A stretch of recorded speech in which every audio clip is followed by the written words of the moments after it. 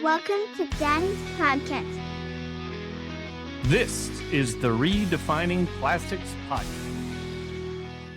Welcome to the Redefining Plastics Podcast. My name's Justin Riney. Again, we have Samantha Ryan, my co-host, and we've got a guest today that knows way more about freight than I'll ever know, which is good because I don't want to know any more about freight. I've pretty much reached my limit on managing freight and logistics. It's Seth Bland, Pony Express CEO. He is a problem solver, as I've been told.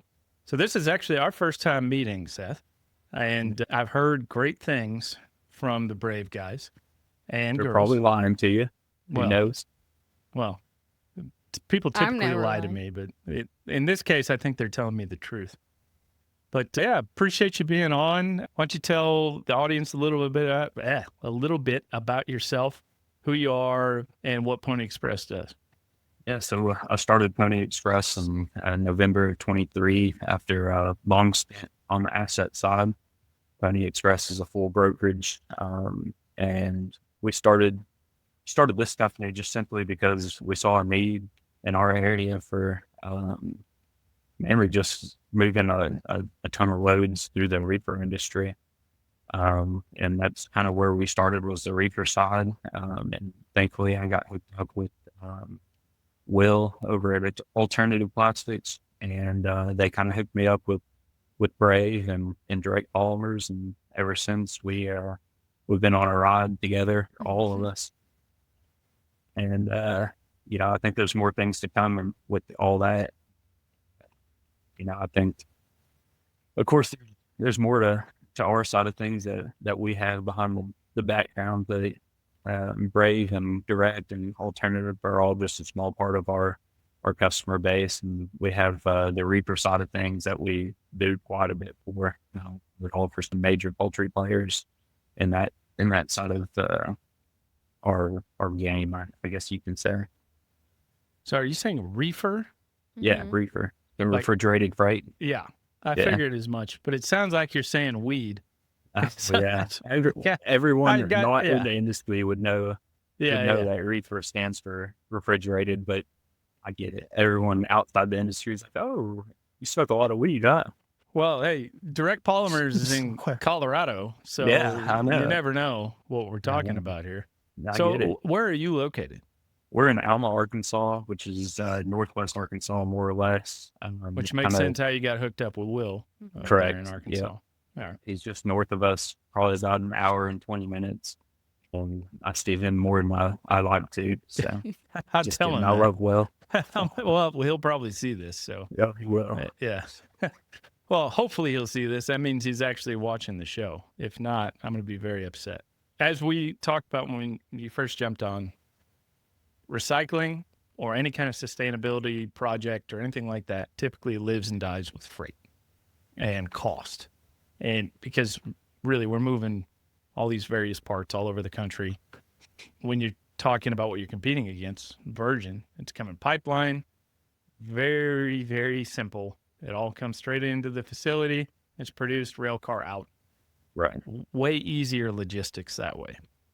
I say that, but I'm sure all of the salespeople are like, no, rail is not simple. It's very complicated. It is very complicated. There's Which a is lot true. that goes behind rail, for sure. Yeah. But I think it's important to find good freight people, specifically if you're a small player or a growing player like a Direct or Alternative or now Brave, because you got to really trust the people to show up on time. You got to trust the people who are going to give you the right price to make it all feasible. And you got to trust the people who know how to solve problems on the fly. And so from what I gather, that's really what you do. And I know you work a lot with Sam on this front, and Sam's always running you ragged to find solutions for trucking problems. So why don't you talk a little bit about just the freight market in general, kind of where we're at, how you got involved. Like, I know you said you met Will and you kind of expanded from there, but like, what are you seeing when you look at their business versus like other businesses that you do business with? Of course, every business is different. Everyone has their set standards and goals, and everyone wants a certain thing, whether that be the cheapest price or the best carrier on their freight, or a little bit of a mix of both. I, both. I mean, between the plastics, they want a little bit of both. They want their stuff delivered on time and safely, of course. And then they also want the best price that they can get. And that's kind of where we fit in. We always try and get the best price possible. And there's tons of brokers out there that can come in and tell you, hey, I can get this best price, X, Y, Z every single day. They'll always tell you they can get lower no matter what. But the reality is that's going to end up costing your business greater in the long run, because those guys are going to fail their loads. They're not going to be able to pick up on time and deliver on time. There's a good chance a U-Haul. There's a good chance that the load is going to be claimed or has some kind of issue with it. Of course, in the plastic industry, we do a lot of blind shipments, and that's a major issue. A shipment shows up, and then all of a sudden, everyone knows exactly who it came from, where it came from, and that's kind of a thing that is a challenge for sure, because you're trying to protect navigate relationships, NDAs in some cases. Everything. Like, you're not supposed to know where it's coming from because the supplier doesn't want you to know that it's their scrap, because they don't want to get sued if something happens with that material down the road. That's off their hands now. And then all of a sudden, hey, there's a big paycheck behind that one if there's something wrong with it.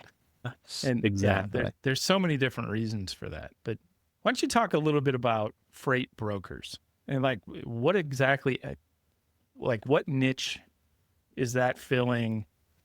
Why not just go direct to a trucking company that's local? Why don't you talk through that a little bit for me? For sure. So, a lot of companies like Direct or Alternative Plastics come to a freight brokerage because their reach and their capabilities and who they can reach. Let's just say Direct, for example, as a smaller player in the game, you can't go to 20 to 45 different carriers every single week, and that they're going to change every single week. They might not be the exact same carriers every single week. And if they are, well, that's great. You built a fantastic network. But that's pretty hard for them to do, because then they have to keep up with 45 different payments going out to carriers. They have to keep up with making sure that they have all their safety in mind. They have to keep up with the current rates and drivers, missing their appointments. And it's more direct versus if you go through us, you don't have to deal with any of that. You don't even have to see that side of things. We pay the carriers. We do all the back end work. The dirty work is what I call it. Because, there's things that happen in the industry that just aren't good, and breakdowns. There's all kinds of things, and that's where communication is the most important. Now, as far as a niche that we have, of course, you can get down to we specialize in LTO, refrigerated loads, which not a lot of people do, and that is extremely you can get down and break down to per pallet and per case, basically. I mean, I think our last LTL shipment we did was 250 pounds of pet food. So we on a refrigerated truck? Mm-hmm.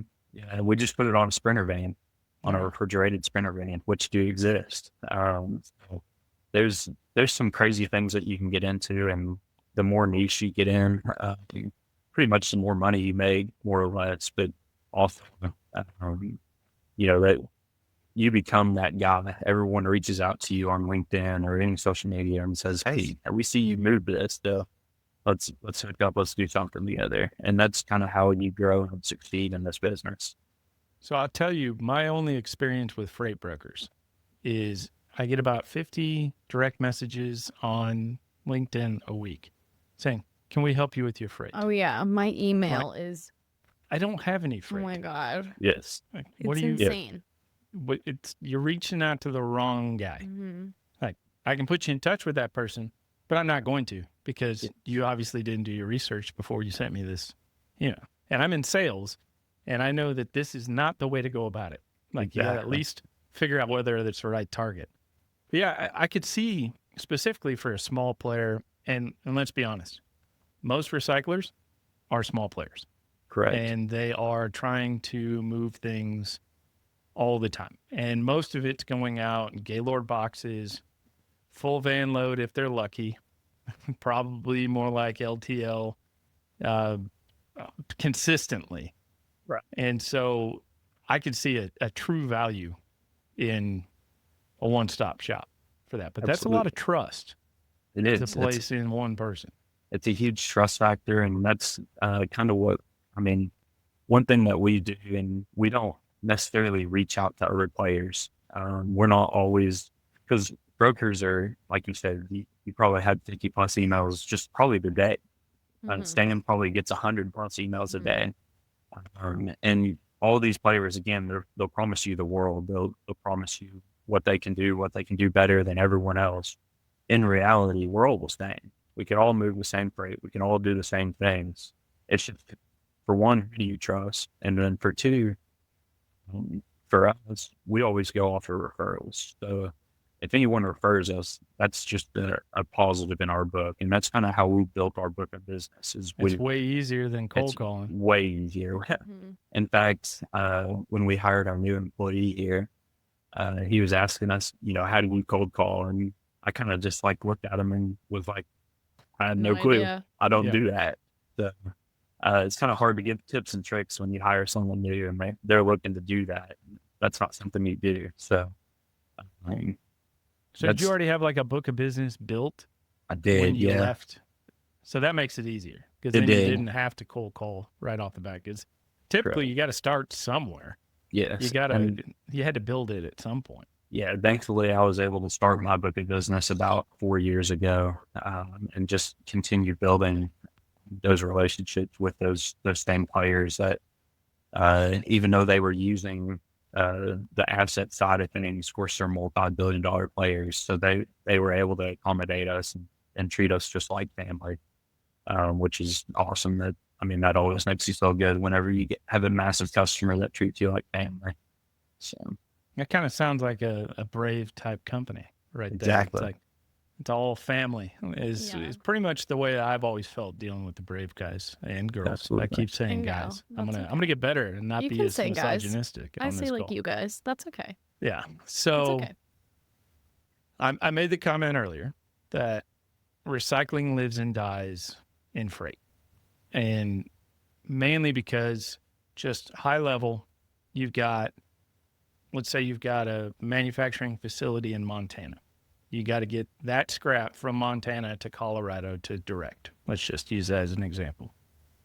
So you got that freight cost. And then you got your manufacturing costs, and then you got freight to customer.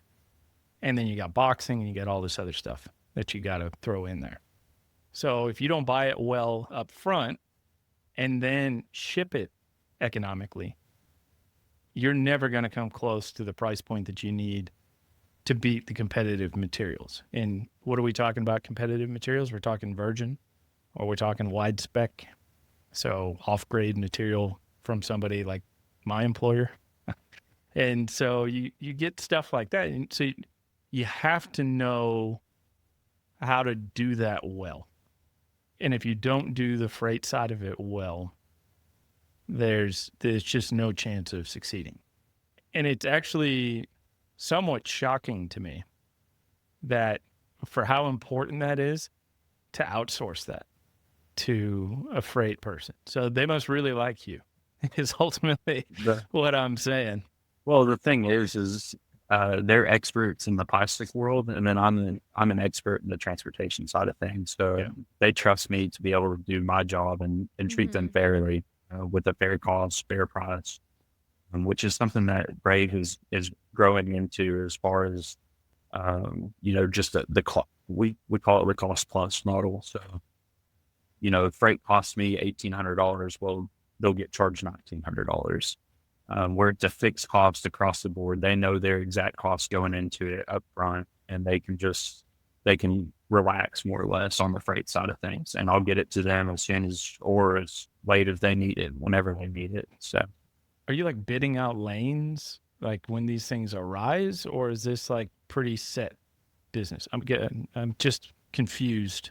So, actually, Mitch and I are working on more or less bids. Okay. But I try and keep the same prices throughout the whole thing. So, like, if I ship, let's just say, a Tennessee to Illinois, I try and keep that same price throughout Illinois. It might differ, $5-10, but I try and keep that same price that I honored. Make it simple, so you're not counting down every mile. Yes, yeah. At the end of the day, obviously, everyone still has to make money, and that's something that Will and I work on together. Is with Alternative, he lets me know up front, hey, I've got this in the plastics. Let me know what you can do on freight costs, and then we'll figure that in, and then we're able to move that product at a win for both of us. Yeah. So that's And I would assume there's a lot of trying to find back holes and stuff like that so we're just one load deadhead in the back. They can figure it out themselves. correct. All right. Yeah. Now building lanes together is fun, and that creates another challenge, and that's something that would be awesome to get going all together, is connecting a braid load with an alternative load. Of course, they're all braid, but you know what I mean. Yeah. Like direct with alternative. Yeah. Correct. All right. So, And then Sam, you're working all the time to put all the pieces here together. Mm-hmm. So like, what percentage of what you do in a day is freight related, would you say? Typically, not today, since we're like podcast overload today, but like 85. 85%. Yeah. A lot of it is like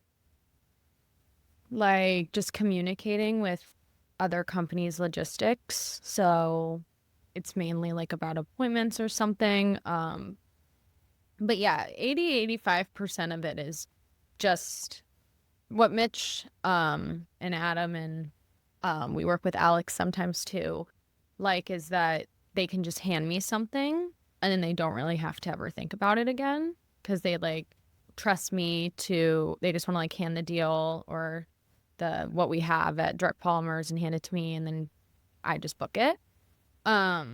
Which I like that. I mean, I just hand it to me and then I don't really ever actually want to talk about it again because it just gets too confusing. I just like to just do it.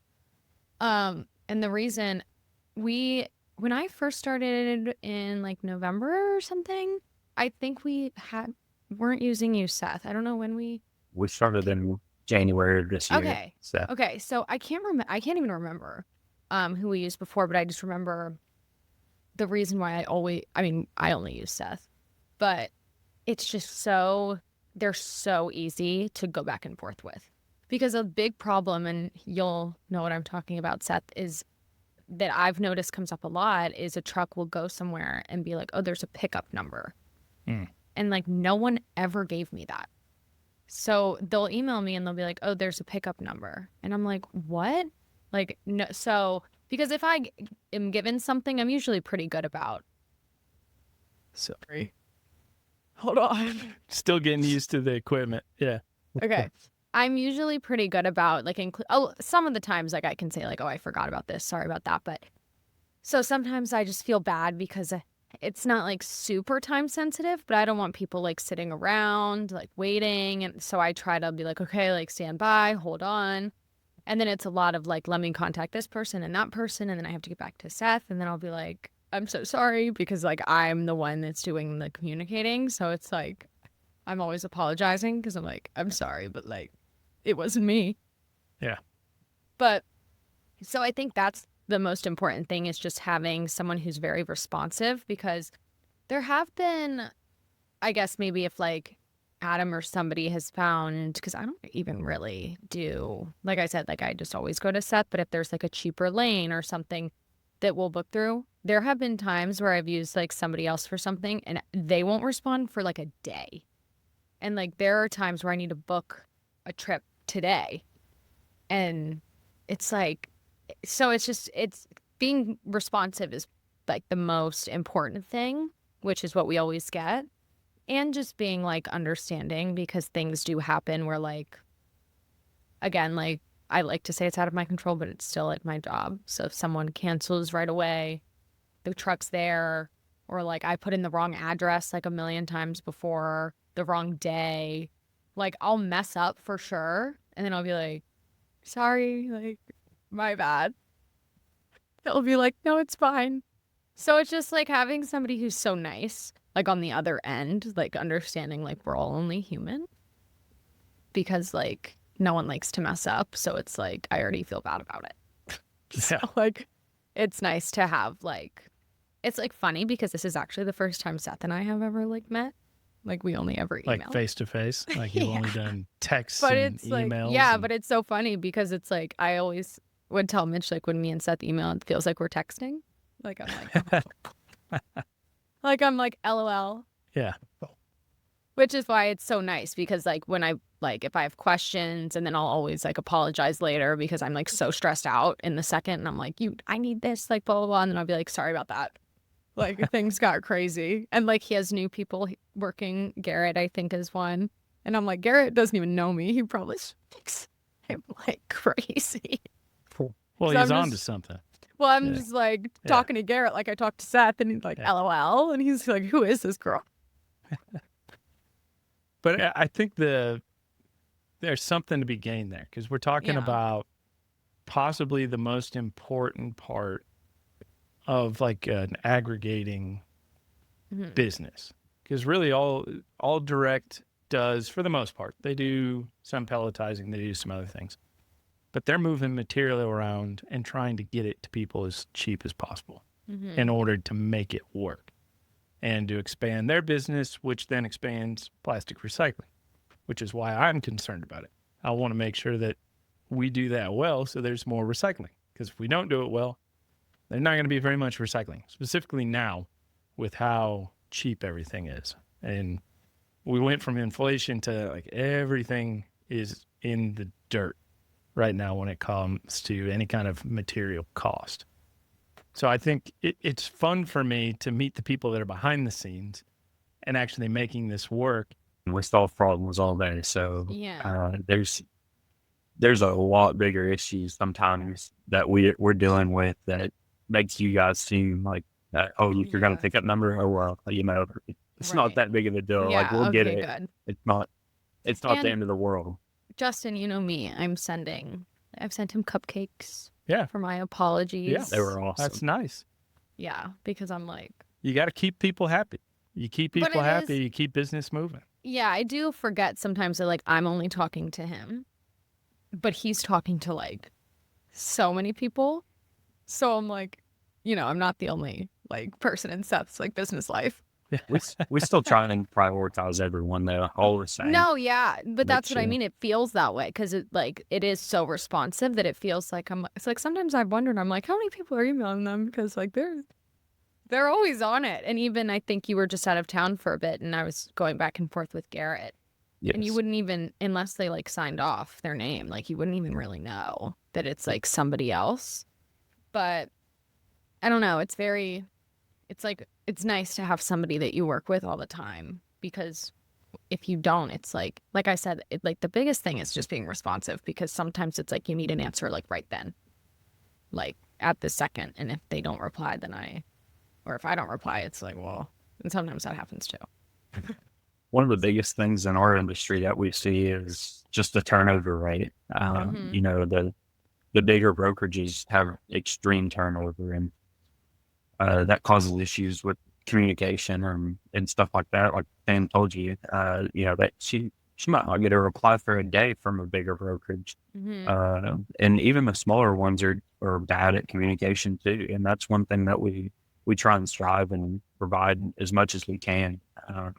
We use Forkites, for example, which provides tracking updates pretty much every 15 minutes if they need it. So that's something that not a lot of people would offer to a plastic company that's trying to move something as cheap as possible. Yeah. Just because there is a cost of doing business together, and that's just something that we provide. We find a strength in it and something different that we offer that no one else does. So it's been, I'd say, 10 plus years since I've been anywhere close to the cost of trucking. And when I say close, I mean like even within a hemisphere of it. Oh, Like, man. I never managed it. That was never my thing. I typically just said, here, logistics, figure that out. Like Yeah. you guys work it out. Which, to be honest, that is a very unsung position in most corporations. Because people just assume that stuff gets done and they don't even pay attention to it. But it's not easy to do sometimes. No, it's But not. what I'd like to understand is kind of where's the freight market now? What can people expect? So if we're talking to other small recyclers who could be listening to this, kind of what's on the horizon? Kind of where are we at right now? And what are we expecting to happen based on what you're seeing out there? So currently the freight market is down in the dumps. I mean, it's at the lowest possible it can be. I don't know that it can go any lower. There's tons of trucking companies that are going out of business, unfortunately, every single day. And we continue to see that. And so that makes it hard on us because for one, that drives capacity down. Capacity keeps going down, which means rates will raise eventually. But right now there's still an overcapacity of trucks on the road. And so those rates are extremely low for what times are. What a lot caused of that people, overcapacity? Is that like an Amazon effect, like post-COVID, or? it was all COVID. Everyone thought that you could make just a dumb amount of money overnight, basically, in transportation. And you could, trust me. We were running rates at $5, $6, $7 a mile. For refrigerated and not even blinking an eye. And we were running, 3,400 miles a week. We were running just dumb miles and making a ton of money, probably 30, 40 grand a truck a week. And then you had it after COVID, which everyone freaked out during COVID and thought, the supply was going to end. And so that's what caused rates to jump. Everyone started jumping in. There weren't a lot of trucks on the road as it was because people were scared of COVID. People had things going down, like, deaths in the family or whatever. And so the truck count was dwindling, and it was a great time for all that to happen. But as we came off that cliff, it really dropped off. I would say around the end of 2021 is when you really started to see rates deteriorate. And but it was really high for quite a while. From, I would say, the start of 2019 to the end of 2021 is when we started seeing that decline. And so we've been in that decline since the end of 2021 till now, and we're still going. I don't expect rates to go up. I don't expect anything to increase until at least probably first quarter next year. And that's what everyone has said for the past 2 years. First quarter next year, first quarter next year. It's coming. Same thing in the resin market. Everybody's like, it can't stay like this forever. Eventually, it will go up. Now, how far will it? I'm not sure. I couldn't tell you. I don't try and participate too much. Prognosticator. Yeah, when it comes to the markets. It's like telling the weather. I always joke and say that these guys always they remind me of weathermen because they can't ever predict it right. There's people that have been out there like Freight Waves that has called for basically the end of these low rates. And so as we continue to cycle through these cycles of low rates, I can't imagine that they'll grow just tremendously overnight. It'll be a slow climb to the top again. And what the top is, I couldn't tell you what it will be. Probably won't be the same as COVID, but absolutely not. No, I can't imagine that van freight will go up just tremendously, 30, 40 cents at most. But that is a huge cost for small suppliers. And 30, 40 cents could make or break that whole entire load. But hopefully the plastics industry follows the same as trucking and it goes out all in the same time. So, yeah. Like if plastic starts shipping more, that's more demand for trucks. Correct. Most of it goes out in rail, but there are a lot of people that still take truckload shipments and boxes and go through distribution, all that stuff. But You mentioned something earlier that I think is interesting. It's like the amount of collaboration that you have with Will specifically. You said Will would be very open with you on his costs, and you would be open with him on your costs, and then you would find a mutually beneficial solution so you both win. Correct. That's not typical. No, I'm going to throw that not out at there. all. That Not at is all. not something I've ever heard happening between a freight broker or trucking company or anybody. Why do you do that with Will specifically? Is You it know, just it's- something that's been built over the years, or Yeah, I'm very open. On my LinkedIn, I think you feel a lot of me just being open about our numbers and stuff like that. And that's how the industry should be. We should all be open with each other because there's a piece of pie for everyone.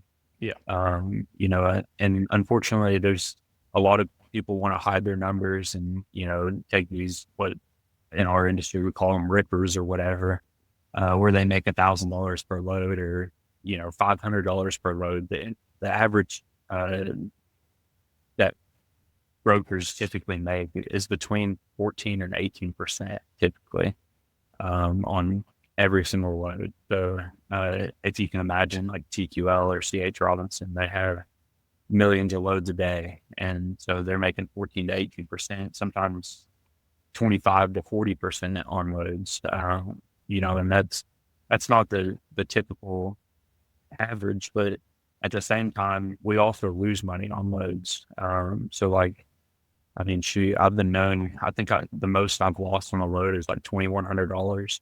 And so, obviously on the books, that reflects as a massive negative percentage against our margin. But at the end of the day, our suppliers are able to, back that up and say, hey, bro, I know you took a loss on this one, but here's a couple more loads that hopefully you can take a win on.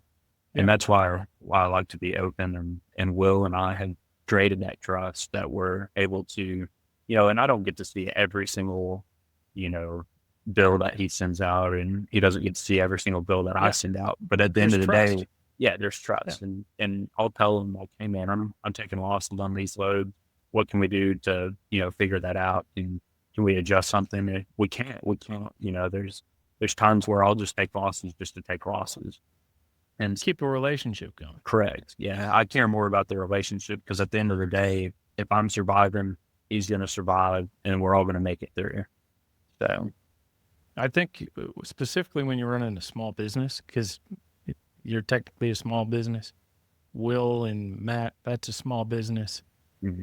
Mitch and Adam, it is a small business now. They don't want it to be long-term, but it is right now. And every one of those pennies count, and those relationships matter. Absolutely. And if those relationships don't work, that business doesn't work. Correct.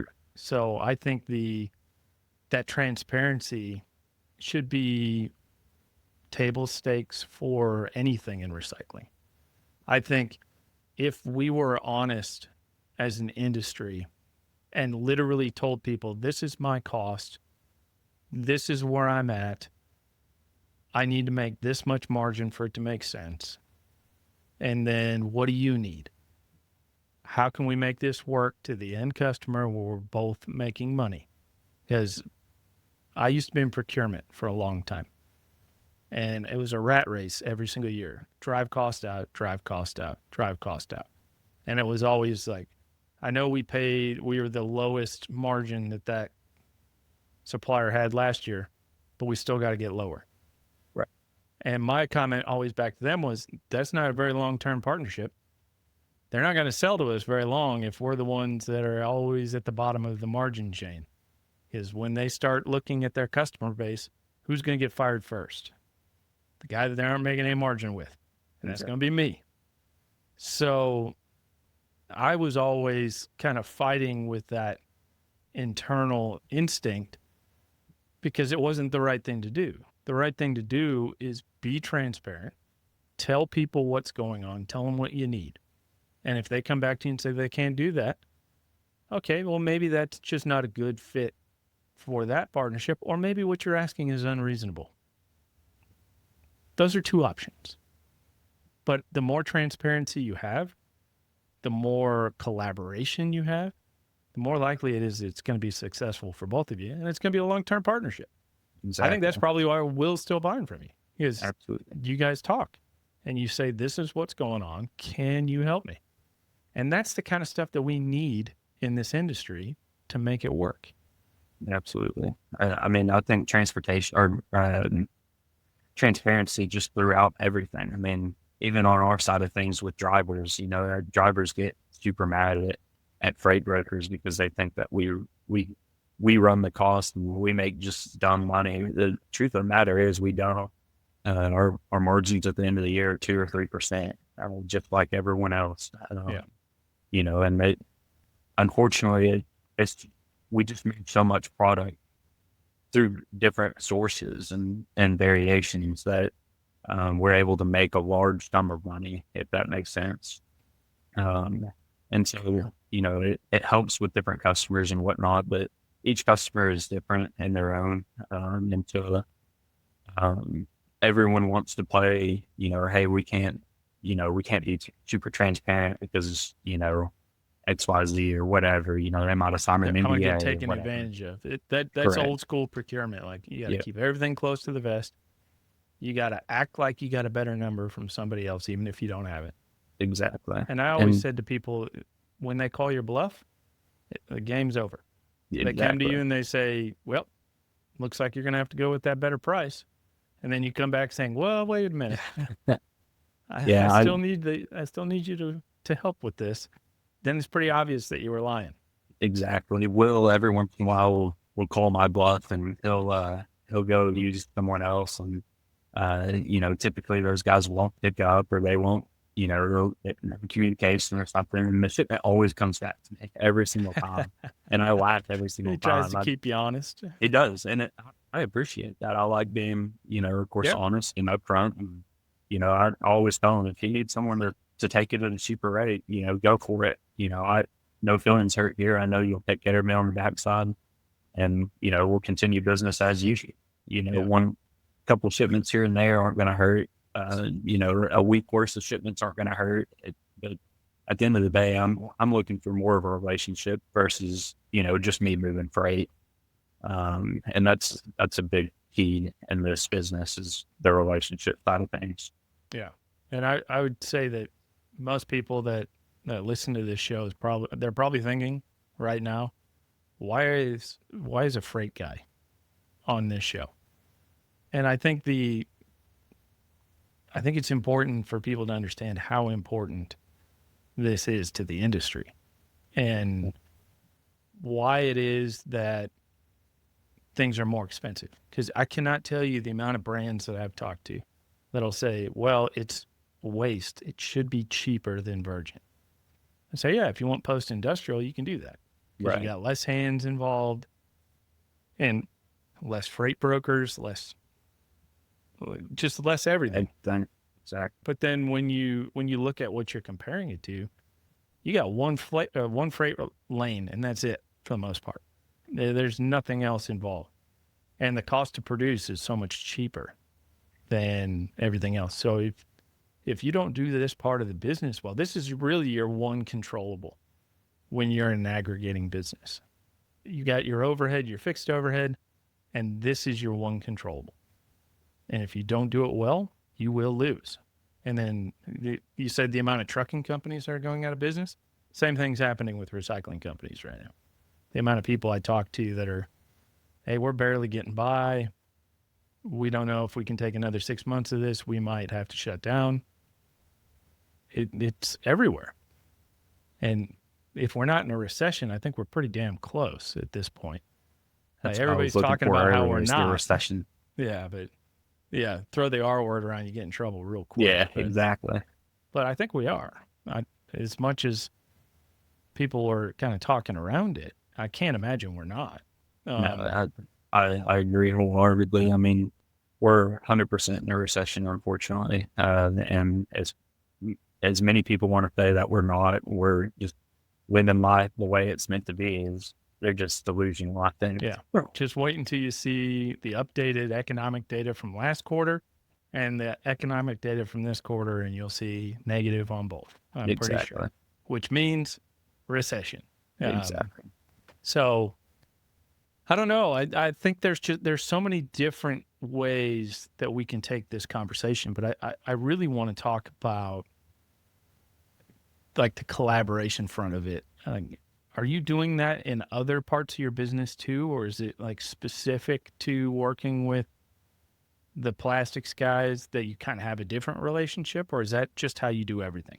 That's just how I do business. Our refrigerated people, I'm very open with them. I try and be as open and honest with them as well. Whether they're open and honest with me, I don't know, but that these thin people are an arm length away. I mean, I can literally drive 10 minutes and see either of them. And so that's something that is also nice, just having customers in my backyard, basically. Well, you're right there in chicken country. Exactly. Like, everybody's right there. That's why I'm named Chicken Man. Yeah. Which is hilarious because you can't ship plastics and chicken together. So, no, please don't. Yeah, we don't need that.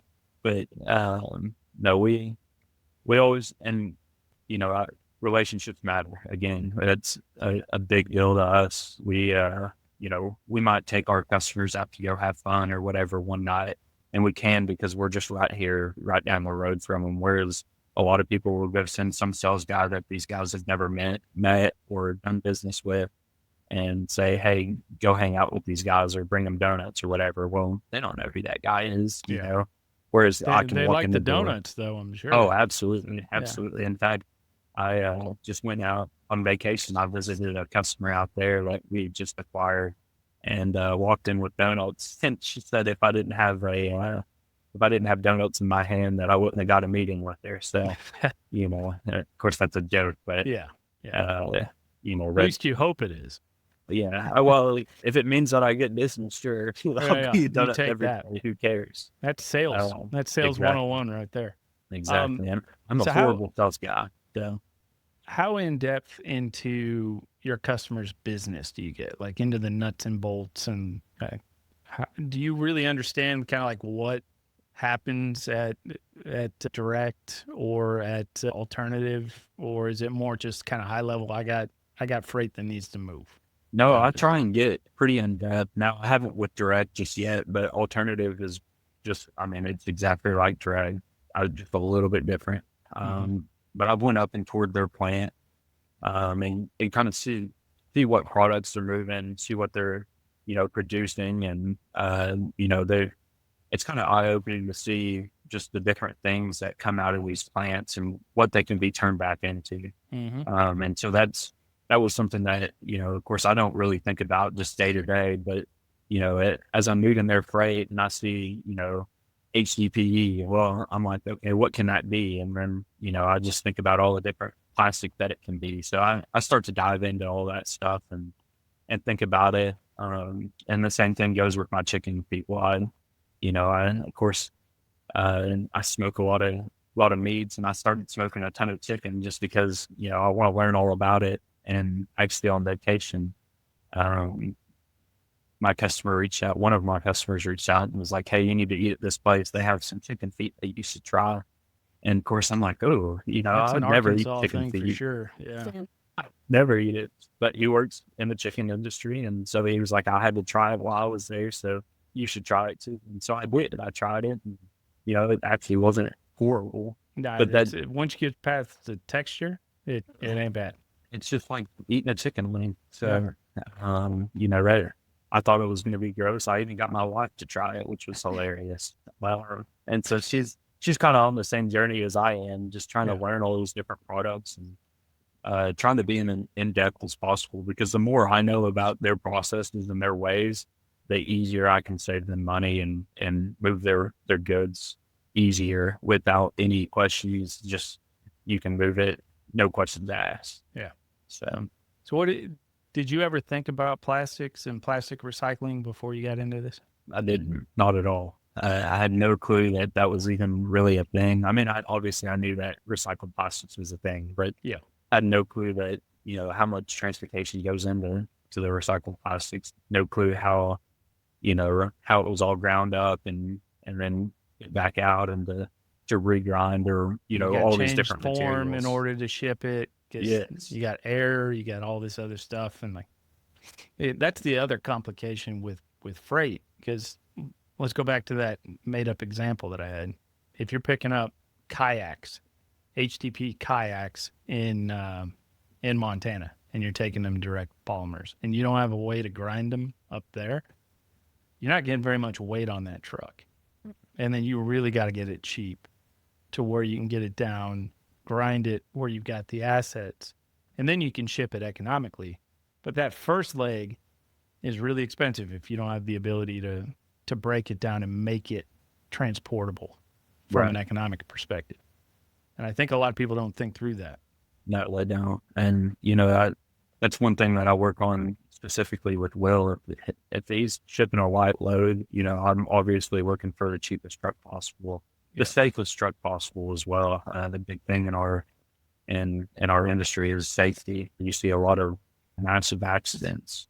And that's a representation of not only my brokerage, but then they also find out, whose shipment is on that. And then that opens up all kinds of, it's just not good for the whole industry. I mean, all kinds of litigation and all kinds of stuff like that. So I try and find the cheapest but best truck possible, with safety and all that in mind. But that is something that Will and I work together on. If he has a light load or is going to get screwed on a load or whatever, we work specifically on those loads together, and it usually works out for both parties. Yeah. So, and again, I think it just keeps highlighting the fact that you have to collaborate in order to make recycling work.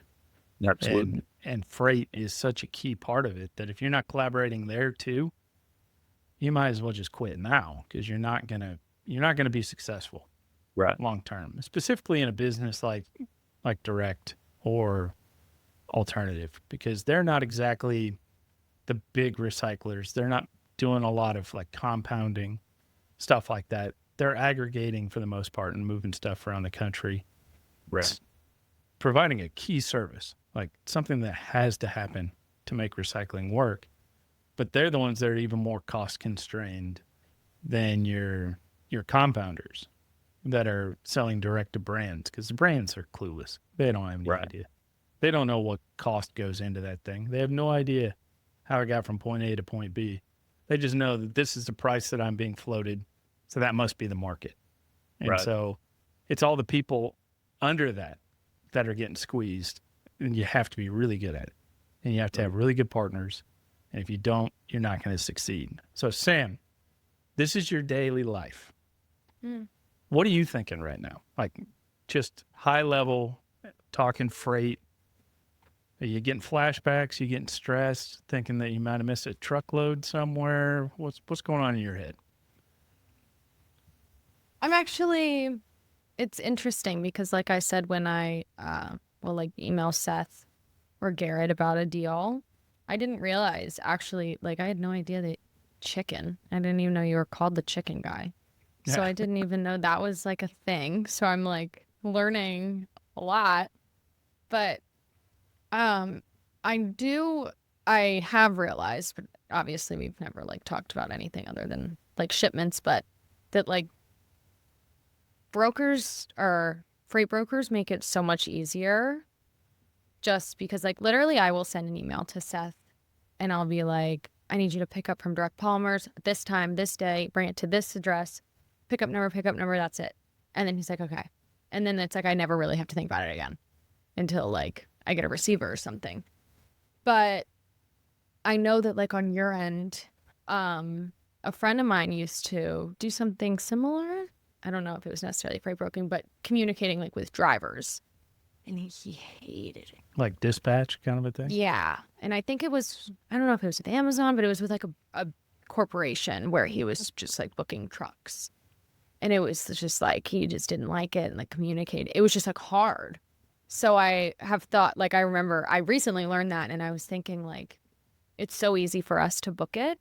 But then it's on your end, you deal with I don't know if it's a truck, I'm sure some trucker, I know you've said to me before, he ghosted me. I literally haven't heard from this trucker. We're wait, what? So that's also something that I try to, because, there are some companies some companies are like, they don't give you an appointment time. They're just like, come whenever, which is so much easier. And then some people give you a time and they're like, kind of like, they understand if you're like 45 ahead or behind or whatever. But then some people literally like this one individual. Don't throw anybody under the bus. So, yeah, I don't know who watches this usually. Yeah. Some people just get very frustrated when a driver is not like by the minute, literally by the minute. Yeah. And and I'll like go to Seth and I'm like, I know it's not your fault, but like, do you know where they are? And I try to always relay to like, the buyer who's receiving our product, like, just know that like, I booked it. He's doing his best. Like, it's kind of out of like, drivers get lost. I just had a driver get lost the other day. Like, so I always try to like, I always know it's never Seth, but then I feel bad for him because I'm like, you're getting my wrath, but like, really, I'm aiming this at the driver. So it's like, I always think about how easy it is for me to book a trip, but then I'm like, I don't even know what goes on that side, especially when, I don't know if it's trip, that's what I call it. Is it trips? How many loads? Trips? Loads, Yeah. trips. Are you getting, so does everyone book by email usually or like text? The plastics people do email or text, it's kind of funny to see the difference. But like my Chicky people, they have a TMS and stuff like that. So they send it via an actual load tender that we get. Like an EDI, like Yes. direct to So your how system. many do you think out of all your customers do you get like a day? A day, we're moving right now between probably 6 and 8 loads a day. Oh, okay. 6 to 8. So it's not nearly as crazy as. That's good. I mean, that's a lot. But at least you're not. You got to you're not manage like each one of those customers. Yeah, Correct. right. Because that is a lot, and no wonder you got to be responsive because if I'm going off the walls, I can only imagine the other 7. Yeah. Like, I am definitely not the only one who's having these issues. What would be interesting, Sam, is with the customer that needs you to be there exactly at that time, I'd be curious if you could like have a conversation and ask them why they have that constraint. And just to get a feel for maybe they don't have somebody working receiving all the time and they've got to pull them in. We've from tried some to other... be like, like tried it because you can. I think because when there's an appointment time, I try to respect it no matter what, because I do think like you might have someone 30 minutes later and like then you're going to have so many people there at once and then the whole thing's going to be truck. The whole thing's going to be backed up. So I like obviously respect the timing of it, but in my head, in this industry and just like working with freight, it's like when you give somebody an appointment time, you should block off like 20 minutes behind it and above it, just to like, I'm not saying expect it to be late, but like you have to like expect anything because it's just hard. And like I started asking Seth, like, I'm going to give you the delivery appointment time and you decide when you want to pick it up. Like I almost don't give a pickup day. I'm like, you just let me know what's easiest. Get it there on time. So that you can get it, because I'd rather get it there on time and then go back and tell the warehouse this is when it's going to get picked up, because I care more about like the customer rather than like direct polymers can figure it out. I don't know. But like, I don't know. So it is tricky, but I think that some people need to give like the drivers a little bit of grace because I don't know. It's hard. And it's like people do get lost or like finding a check-in. Some warehouses have like 2, like I've given an address that I've been given, but then it's like down the street. Yeah. So it's just like it can get confusing. So I just think people have to be like a little understanding. So when I'm coming at you, Seth, I'm really not coming at you. You're just the only one that I email. So when you own your own business in about 20 years and you're doing that exact same thing to people, I'm going to bring this up. I don't do that. You will. I don't. And if I do it to Seth and I'm like, I told you this time, I always come back and I say, I'm sorry. She does. She does apologize. Because at the time, someone's coming at me and like yelling at me. And I'm like, oh my God, Seth. So then I'm talking to Seth and then I'm like, wait, sorry. It was just because I was getting like, someone was mad. And it's like, he's just the guy. It's like he's me. He's just like the guy in between. And I'm just like the girl in between. And we're just like getting it ear to ear. And it's just. What's really fun is when you get yelled at by customers and then internal people and then nonprofit organizations that hate plastics, legislators. You could take my life for a day. Well, you created this podcast. I did create this. So I did this myself. We just are living our day-to-day work, and we're getting this. We didn't sign up for this. We just signed up to book a little You technically freight. signed up to be on this podcast. I'm gonna throw No, that I out didn't sign up for it. Oh, yeah. I ball and told you. Yeah. Yeah, I did not sign up for this at all, actually. So, But now you're going to start I'm your not own getting any podcast. hate. And you're going to talk. I'm just here for comedic relief, but not also just comedic relief. You're I like bringing that. I don't value mind to that. this every single day. But that is, in reality, it is very, very nice because freight is so important, and it's like mistakes happen on like my end, like for sure. And then like on that end, sometimes drivers or like Seth has even been like, oh, my bad. And I'm like, no, it's fine. Like, whatever. Like Dude, it I've all. forgotten to pick up cold shipments before. I mean, it Yeah, happens. yeah, he'll be like, "Oh, I didn't see this." Like, Yeah. I'll book, and then like, and then the next time, if I don't get like a confirmation, I'll be like, "Hey, did you see this?" Yeah. Because like the amount of emails, I'll wake up like, and they had emailed me like before the work day, and I'll be like, "Oh," because like I'm not really looking at my email till like 9 hits. So it is. I'm always 9 a.m. email checks, but sometimes you'll email me at like 7. About a problem, and I don't see it till 9, and I'll respond, and I'll be like, did this get handled? Hey, You guys all I'm good?" going to say is Matt Jones, I emailed him at 2 a.m. this morning, and he emailed me right back. All right, well, I'm on DND after 10. Welcome to Yeah. plastics. Like, Mitch, like, lives, breathes, like, and I should probably be better about that. Sorry, Seth. But I always do know, too, that, like, if they can't get a hold of me, like, they can always call Mitch, and Mitch will always answer. 'Cause Mitch has Mitch is always children. up. Mitch That has guy rules. literally, he wakes up at like 5 a.m. He like goes to the gym, and then he has kids, and then he'll like stay up until literally like, sometimes he's like an early bird, but sometimes he'll be on the phone with Adam for like 6 hours after the kids go to bed.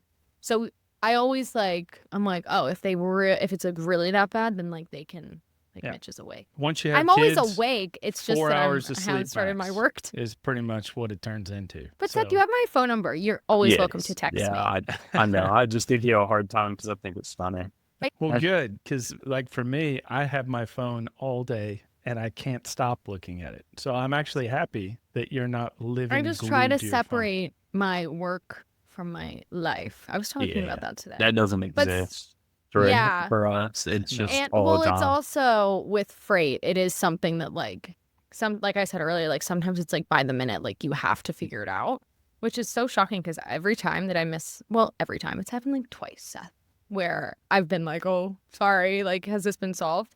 And it's always solved, and I don't know how. So Seth, we typically give every guest the opportunity to talk about whatever it is that you want to talk about. If you want to talk about how people can get in touch with you, like if they need some help with freight, or if there's just anything you want to talk about. It doesn't even have to be related to this conversation at all. Well, I eat, sleep, and breathe freight, so that's all I do. I mean, obviously, I own this company, and we, that's literally all we do. My wife is embedded in it now, and I don't know if she likes it or hates it. She's a teacher, so she probably doesn't even listen to what I say, which is all right. But yeah, everyone can reach us at of course, our email and our phone number, which is listed on our website, and We'll put that in the show notes. Okay. Just make sure people can get it. And then obviously, LinkedIn, I'm a big LinkedIn guy. So I try and post as much as I can on LinkedIn. I might have to connect with you on there. I don't think You we're will. connected. I don't think so either, but we definitely will because I watch your podcast, by the way. That LinkedIn is always a good way to connect. I might not see your message right away, obviously dealing with business deals, but I will get back to you. But other than that, there's really not anything else that I have to say. Well, I appreciate it. Seth, thanks for being on. It's a lot of fun. Justin Riney for Sam Ryan. This has been the Redefining Plastics Podcast. Thanks so much. If you want to learn more about the plastics industry, recycling, check out these other videos. Please like and subscribe.